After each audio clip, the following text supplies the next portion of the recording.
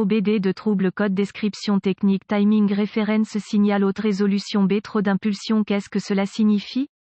Ce code de diagnostic DTC est un code de groupe motopropulseur générique, ce qui signifie qu'il s'applique aux véhicules équipés d'OBD2 qui ont un capteur de position du moteur Chevrolet, GMC, Ford, Dodge, BMW, etc. Bien que générique, les étapes de réparation exactes peuvent varier selon la marque, le modèle. Le module de commande du groupe motopropulseur PCM nécessite un signal de référence de synchronisation pour déterminer la vitesse et la position du moteur. Ceci est accompli au moyen d'un capteur de position du moteur, tel qu'un capteur de position de vilebrequin, d'arbre à cames ou de pompe à carburant. Le PCM utilise ces informations pour déterminer un ou plusieurs des éléments suivants: commande d'injecteur de carburant, calage de l'allumage et diagnostic de raté d'allumage. Il existe deux types de bases de capteurs de position du moteur, effet Hall et aimant permanent. Les deux types de capteurs sont déclenchés par une roue ou un disque monté à proximité du capteur. Les emplacements typiques de montage des roues, disques comprennent la position du moteur, la pompe d'injection, l'équilibreur d'harmonique et l'arbre du distributeur. Lorsqu'il est déclenché, le capteur produit un signal de retour qui est renvoyé au PCM. Les capteurs de position de manivelle à effet Hall ont trois fils. Référence, alimentation, signal et masse. Le capteur reçoit une tension de référence, généralement 5 volts, du PCM et est déclenché par une roue à réducteur. Le capteur renvoie ensuite un signal de retour numérique correspondant au PCM. Les capteurs à aimant permanent, PM, produisent leur propre tension alternative en fonction de leur proximité avec une roue à réducteur en rotation. Ce signal de tension est renvoyé au PCM où il est converti en signal numérique par un convertisseur analogique numérique interne. Dans les codes décrits dans cet article, le B indique que le problème concerne une partie du circuit système, au lieu d'un symptôme ou d'un composant particulier. Un code P0376 est défini lorsque le PCM détecte que le capteur de position du moteur Esperluette-Cote, B Esperluette-Cote, produit un signal avec trop d'impulsion. Les codes de panne du signal de référence de synchronisation B suivant incluent P0375 signal de haute résolution de référence de synchronisation B dysfonctionnement P0377 signal de haute résolution de référence de synchronisation B trop peu d'impulsion P0378 signal de haute résolution de référence de synchronisation B impulsion intermittente, erratique P0379 référence de synchronisation signal de haute résolution B aucune impulsion gravité du code et symptômes. La gravité de ces codes est modérée à sévère. Les symptômes d'un code moteur P0376 peuvent inclure: allumer le témoin de contrôle du moteur, démarrage difficile, pas de démarrage, performance du moteur médiocre.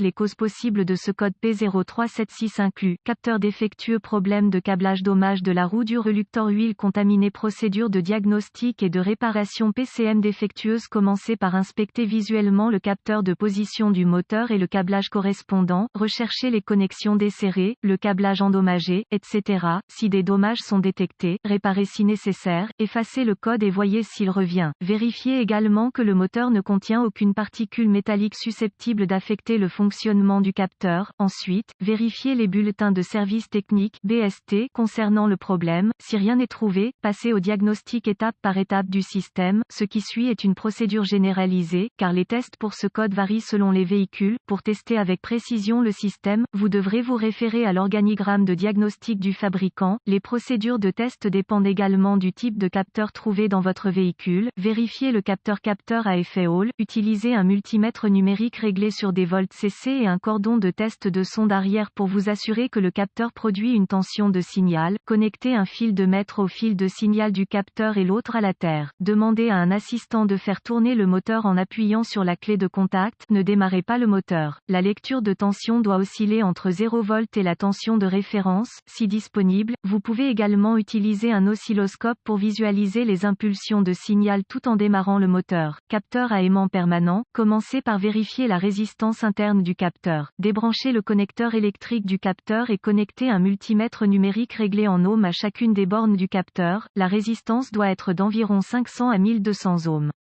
Consultez les informations de réparation en usine pour les spécifications exactes et si le test de résistance est OK. Vous voudrez tester les performances du capteur. Pour ce faire, rebranchez le connecteur électrique du capteur. Ensuite, connectez un multimètre numérique réglé en volts CA au connecteur électrique du capteur à l'aide de fils de test de sonde arrière. Étant donné que le capteur produit une tension alternative, peu importe la façon dont les fils du multimètre sont connectés. Demandez à un assistant de lancer le moteur. Vous devriez voir une lecture de tension tension fluctuante. Une chose à retenir lors du test du capteur est un anneau de tonalité endommagé ou mal aligné qui empêchera le bon fonctionnement du capteur. En cas de doute, accédez à la sonnerie et inspectez la scie nécessaire. Vérifiez le circuit. C'est une bonne idée d'avoir le schéma de câblage d'usine à portée de main pour déterminer quel fil est qui, tout en effectuant ces tests. Capteur à effet Hall. Vérifiez le côté terre du circuit. Connectez le compteur à ohm, contact coupé, entre la borne de terre du connecteur du capteur et la terre. Si le compteur lit hors limite,